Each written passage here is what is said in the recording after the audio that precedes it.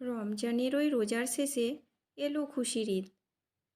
রমজান শেষ, আজ 11ই এপ্রিল, বৃহস্পতিবার, পবিত্র ঈদ উল ফিতর, মানে খুশির ঈদ। ঈদ যে কতটা খুশির আপনি তখনই বুঝতে পারবেন যখন রমজানের 30টি রোজা রাখবেন বা পালন করবেন।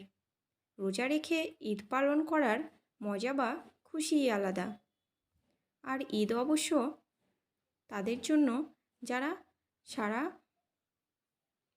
মাস কষ্ট করে পানাহার থেকে বিরত থাকে, আল্লাহর সন্তুষ্টি লাভের আশায়।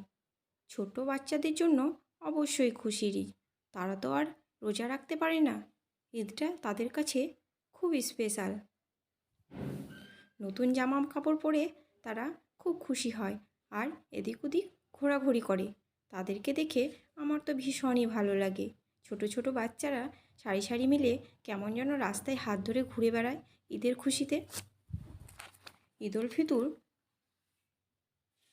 আরবি কথার অর্থ হলো রোজা বা উপবাস ভাঙার আনন্দ। সুতরাং উপবাসই যদি না করি তবে কিসের আনন্দ? যারা শরীর খারাপ, অম্বল গ্যাসের অজুহাত দেখে রোজা রাখে না, তাদের জন্য ঈদ নয়। যাই হোক, এই খুশির দিনে সকলকে আমার হৃদয় ভরা ভালোবাসা এবং সালাম রইল। আসসালামু আলাইকুম। সবাইকে, ছোট এবং বড়দেরকে জানাই ঈদ মোবারক। সবাই অনেক অনেক ভালো থাকবেন আর আনন্দ করবেন, আর ঈদে অনেক অনেক এনজয় করবেন। আজ সকাল 6টায় একটু আগে আমার ঘুম ভেঙেছে। ঘুম ভেঙেই রান্নাঘরে গিয়ে দেখি মা রান্নাবান্না বসিয়ে দিয়েছে। সামাইর লাচ্ছা এসব রান্না করা শুরু করে দিয়েছে। ঈদ হোক বা কোরবানি, সামাই লাচ্ছা পায়েস সব কিছু কিন্তু মাই বানায়। আর বাকি রান্নাটা আমি সেরে নিই। এদিকে আমি ফটাফট ফ্রেশ হয়ে নিলাম। আমার কিছু রান্না ছিল, সেগুলো করতে শুরু করলাম। আর আব্বা ও জিমি স্নান করে নামাজের জন্য রেডি হয়ে গেছে। সকাল 8টায় নামাজ তো এখানে আমাদের। ওরা নামাজের জন্য বেরিয়ে গেল। আমি রান্নাটা কমপ্লিট করে, মানে কাঠি কাবাব, নান, রুটি, পকোড়া এসবই বানিয়েছিলাম। আসলে এত কিছু মিষ্টির সঙ্গে একটু কিছু নোনতা না থাকলে একদমই ভালো লাগে না। তাই আমি ঈদের দিনে বেশি বেশি করে নোনতা কিছু খাবার বানিয়ে নিই।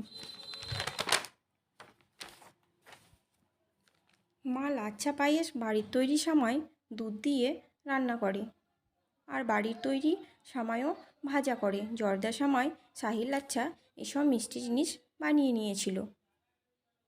আসলে এই বাড়ির সামাই দুধ দিয়ে বা সামাই ভাজা আমার শাশুড়ি মা একেবারে অসাধারণ বানায়। যা কী আর বলবো আপনাদেরকে, এত সুন্দর বানায় যে মনে হয় সারাদিন খেয়েই যায়। যদিও আমি মিষ্টি জিনিস খুব একটা পছন্দ করি না, কিন্তু এই শাশুড়ি মায়ের এই সামাই আর ভাজা আর দুধ সামাই খেয়ে একেবারে মনটা ভরে যায়।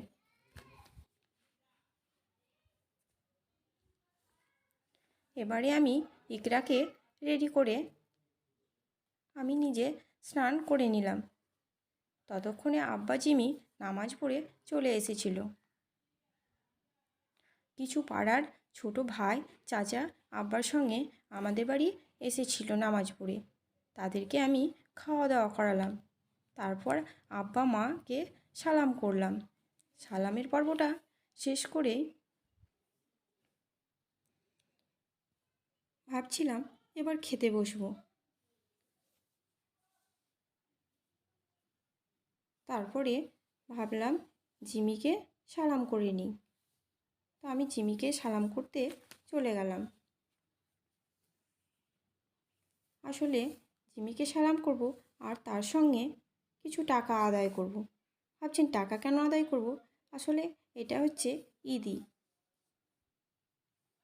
তো এই ঈদই আদায় করতে গিয়ে জিমি আমাকে 10 টাকা দিল। বলুন তো 10 টাকায় এখনকার দিনে কি হয়? এখন তো 10 টাকায় একটা ভালো চকলেটও হয় না। তো খুব কষ্ট করে আরও 500 টাকা বের করে দিল। তখন আমি ওকে বলছিলাম, তুমি আমাকে 500 টাকা দিলে, 500 টাকা দিয়ে তো আমার ভালো একটা লিপস্টিকও হবে না। তাই সে আরও 500 টাকা বার করে দিল। তারপর আমাকে পুরো পার্সটায় দিয়ে দিল, তোমার যত খুশি নিয়ে নাও। তা আমি একগুচ্ছ টাকা বের করে নিলাম।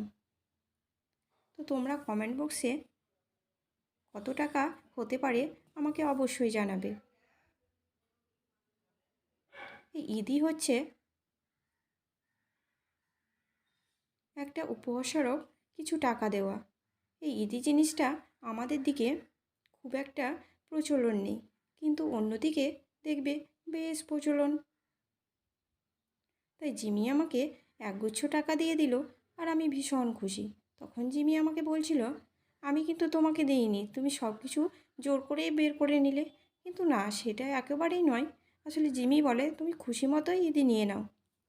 এই ঈদি জিনিসটা জিমি আবার বেশ ভালোবাসে। ও কিন্তু প্রত্যেকবার অন্যদের মতোই ঈদি দেয় আমাকে, আর আমি তাতে ভীষণ খুশি হয়ে যাই। আমি মন মতো টাকা পেয়ে যাই। এই ঈদি জিনিসটা হচ্ছে বড়রা ছোটদেরকে দেয়, মানে বড় দাদা বা দিদিরা ছোট ভাই বোনদেরকে দেয়, বাবা মা ছেলে মেয়েদেরকে দেয়, বা স্বামীরা তাদের স্ত্রীকে দেয়। তো জিমি কিন্তু প্রত্যেকবার এভাবেই ঈদি দেয়। দেখুন, আমি কিন্তু অনেক টাকা পেয়ে খুশি হয়ে এই জিমির পাশে বসে পড়লাম, আর খুশি হয়ে কিছু সেলফিও তুলে নিলাম একসঙ্গে, আর একটুখানি গল্পও করে নিলাম কাজের ফাঁকে। তো এই যে আমাদের সেলফিও তোলা হয়ে গেল, এবার আমরা নাস্তা করতে বসবো। আর এই যে দেখছেন ড্রেসটা এত সুন্দর, জিমিকে কিন্তু খুবই সুন্দর মানিয়েছে সাদা ড্রেসটায়। আর এই সঙ্গে আমি যে ড্রেসটা পরে আছি সাদা, এটাও জিমি আমাকে পছন্দ করে দিয়েছে, ম্যাচিং করে দুজনে পরবো বলে। আসলে ভালোবাসার মানুষ যেটাই দেয় সেটাই দেখবেন খুব ভালো লাগে। তো এখানে আমরা নাস্তা খেতে বসে পড়লাম। এই যে ইকুয়ার মা পাশাপাশি বসে পড়েছেন। আসলে ইকু আর মা দুজনেই কিন্তু পাশাপাশি চেয়ারেই বসেন। পাশে কিন্তু জিমিও খেতে বসে গেছে, আর আমি ওদেরকে একটু সার্ভ করছিলাম। আর আব্বাকে দেখতে পাচ্ছেন নাই, তো আসলে আব্বা অনেক দিন থেকেই একটু শরীর খারাপ চলছে, তাই তিনি খাওয়া দাওয়া করে ঘরের মধ্যে রেস্ট করতে চলে গেছেন। আর ওদিকে আমার মজু বোন খুব লাজুক, এত লজ্জা ওর যে ভিডিওর সামনে আসতেই চায় না। তার জন্য ও পাশে ওদিকে বসে খাচ্ছে, ভিডিওর সামনে আসবে না বলে। আর এই যে আমার ইকু সোনা এত দুষ্টু, শুধু খাবে না, চুপ করে ভ্যাল ভ্যাল করে তাকিয়ে দেখবে। দেখুন, তো ওদেরকে দেওয়া হয়ে গেছে, এবার আমি নিজেও খেতে বসে পড়লাম। এই বেবি নানটা বানিয়েছিলাম, এত নরম হয়েছিল কি আর বলবো আপনাদের, খুবই ভালো লাগছিল, খেতেও কিন্তু অনেকটা সুস্বাদু হয়েছিল। আর সবাই কিন্তু মন ভরে খাচ্ছিল, আর ইকু সোনা শুধু চুপ করে বসে আছে। এবার একটুখানি মুখে ভরে দেব, তারপর কিন্তু ও খাবে। ও কিন্তু একদমই খেতে ভালোবাসে না, খুব দুষ্টুমি করে, একেবারে জোর করে খাওয়াতে হয়। তো আমার খাওয়া দাওয়া শেষ করে আমি রান্নাঘরে চলে এলাম। রান্নাঘরে আবারও ভাবলাম কিছু রান্না করে নিই, বলতে দুপুরের রান্নাটা ছিল সেটা একটুখানি সেরে নেব। তাই এখানে আমি ঘি দিয়ে পেঁয়াজ ভাজতে লেগে গেছি। আসলে ভাবলাম দুপুরবেলায় একটুখানি পোলাও বানিয়ে নিই। তো এই কাজের ফাঁকে ফাঁকে অনেকই ফোন আসছিল, বন্ধু বান্ধব, পিসির মেয়ে, মাসির মেয়ে যারা আছে তারা ফোন করছিল। তো তাদের সঙ্গে মাঝে মাঝে কথা বলে নিচ্ছিলাম, আর রান্নাটাও সেরে নিচ্ছিলাম। আর বাকি যারা বড় আছে তাদেরও আমি ফোন করে সালামটা সেরে নিলাম। আর এই যে পাশে আমার মজু বোন দাঁড়িয়ে আছে, এখানে ভিডিও সামনে আসবে না যদিও, তবুও আমাকে বকাতে ছাড়বে না, শুধু বক বক করেই যাবে। এত দুষ্টু, কি আর বলবো আপনাদের। আমাকে কাজ তো একটু বেশি হেল্প করবে তা নয়, শুধু বকাতেই থাকে। এই যে আমি রান্নাটা সেরে নেব, আর ওদিকে আবার আব্বা নামাজ পড়তেও চলে গেছে। তো নামাজ পড়েও আসবে আর আমার এদিকে রান্নাটাও হয়ে যাবে আর গরম গরম একসঙ্গে খাওয়া যাবে। তাই আমি খুব বেশি আগে রান্না বসাই না, সময় মতো বসিয়ে দিই যাতে ঠিক সময়ে খাওয়াটা হয়ে যায়। ঈদ মানে আমার কাছে একেবারেই অন্যরকম। ঈদের দিন আমি বাড়িতেই থাকি, কোথাও যাই না। ঈদ মানে হচ্ছে আমার কাছে ভালো ভালো রান্না করব আর সবাইকে আপনজনদের আমার খাওয়াবো। তা আমি ঈদের দিন খুব ভালো ভালো রান্না করি আর সবাইকে খাওয়াই আর সবার সঙ্গে আড্ডা মারি, গল্প করি বাড়ির মধ্যে। কিন্তু ছোটোবেলার ঈদটা আমার একেবারেই অন্যরকম ছিল। ছোটোবেলার ঈদটা ছিল সারাদিন খাওয়া দাওয়া না করে শুধু বান্ধবীদের সঙ্গে টোটো করে ঘুরে বেড়ানো আর সারাদিন শুধু সাজুগুজু করা আর এই জামাটা পরবো ওই জামাটা পরবো চেঞ্জ করা, এরকমই একটা ব্যাপার।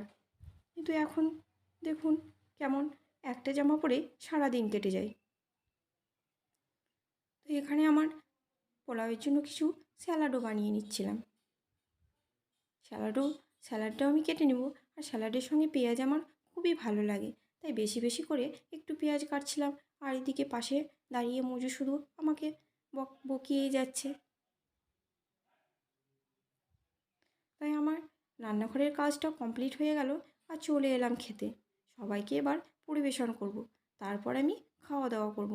এখানে আমার মেনুতে ছিল স্যালাড, মাংস, পোলাও, চিকেন পকোড়া, টিকিয়া এসবই ছিল। এবার সবাইকে আমি খেতে দিয়ে দেব। আমার ভিডিওটা যদি ভালো লেগে থাকে তাহলে চ্যানেলটিকে সাবস্ক্রাইব করে দিয়ে পাশে থাকবেন আর লাইক শেয়ার করতে অবশ্যই ভুলবেন না। আর কমেন্ট বক্সে জানাবেন কেমন লাগলো। আর সবাই অনেক অনেক ভালো থাকবেন, সুস্থ থাকবেন। আর দেখা হচ্ছে আপনাদের সঙ্গে নেক্সট ভিডিওতে। আর এই যে দেখুন ইকু সোনা কেমন বসে আছে। ইকু সোনা একদম খাবে না, শুধু চুপ করে তাকিয়ে তাকিয়ে ভ্যাল ভ্যাল করে দেখে। আর ইকু সোনা পোলাও খেতে খুবই ভালোবাসে, তাই একটুখানি পোলাও দেখুন কেমন বলছে পোলাওটা অনেকটা টেস্টি হয়েছে আঙুল দেখিয়ে। খুব পাকা একটা বুড়ি, সাদা ভাত একদমই পছন্দ করে না, ও শুধু পোলাও খেতেই ভালোবাসে। আজ পোলাও বানিয়েছি না, আর চেটে মুটে পেট ভরে কেমন ভাতটা খায় দেখুন।